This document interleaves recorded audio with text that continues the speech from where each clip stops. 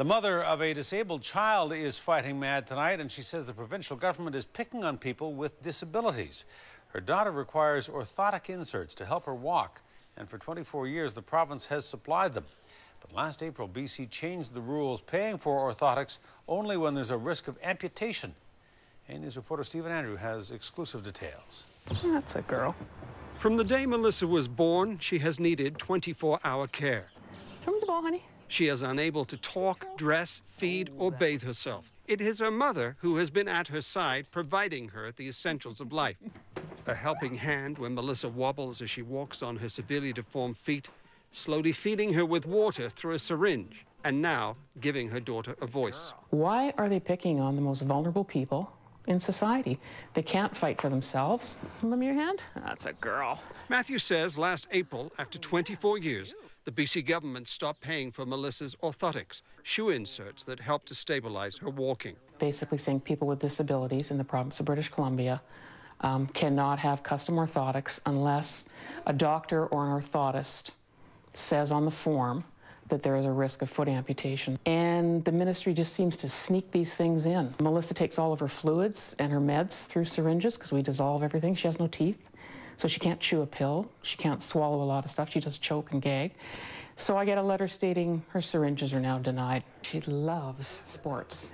The government says it only learned of the issue when A News uncovered the story. And it says it's not a cut, it's a change. Changes were made to orthotics in 2010, and at that point it was decided with limited funds that only funding would be used for the most severe cases. So this is really a cut then. I mean, this is someone that was receiving a service. They're also getting syringes to ingest water. Water obviously is, one of the essentials of life, and the only way that they can ingest this water into this young girl's mouth is through a syringe. This would appear to be a cut, not a change.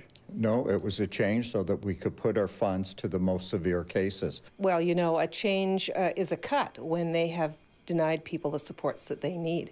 In this case, telling an individual that they can't have orthotics unless they're in danger of losing their foot when they've had orthotics for their whole life is a cut. Colleen Matthews says she doesn't care how that loss is explained. She just wants what is right for her child and other people living with disabilities. Makes me very angry, and sad that people that are like, I said to my husband, did somebody just wake up one morning and go, let's change the regulation and put in there in a little section that we're not going to pay for orthotics unless there's a risk of foot amputation. Like, who thought of that? I'd love to talk to that person. She will soon get a chance to ask that question directly. The minister has ordered his staff to set up a meeting. Stephen Andrew joins us now with more. Stephen, the government says it does pay for syringes, so where's the miscommunication? Well, Hudson, Colleen Matthews has that letter denying funding, and the Minister Bloy tells us that he's going to look into that issue. Now, we asked the minister if Community Living BC made a mistake with these changes, and he said no, it's the right thing to do. Matthews says she's going to continue to fight this issue. She says this is one issue that the Christy Clark government isn't fixing to make easier for families. All right, Stephen Andrew reporting. Stephen, thank you. You're welcome.